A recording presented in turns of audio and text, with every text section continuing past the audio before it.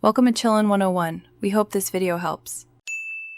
You begin by deciding where to block ads, just your browser, a single device, or the whole network. Once chosen, install a reputable browser extension or set up a privacy-focused DNS on one device to test. Make sure to disable conflicting extensions and back up any current settings or passwords before changing DNS or router options.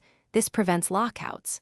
As you proceed, keep a short checklist and verify basic browsing still works so you can detect issues early and adjust quickly. Next, you refine filtering by enabling core lists like Easy List and Easy Privacy in your ad blocker. These cover most ads and trackers. Once done, create custom rules to block specific domains or inline scripts that bypass lists, and test pages that previously showed ads. Make sure to whitelist sites you want to support, because this preserves paywalled content and site features. If using a network-level solution, propagate the updated block lists to all devices and restart affected services, so rules take effect immediately.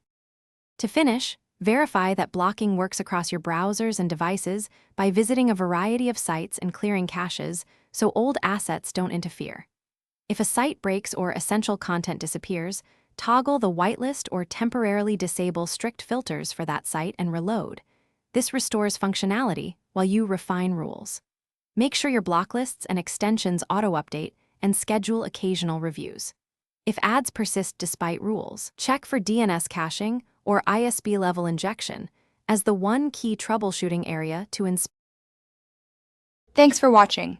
Consider subscribing if we helped you.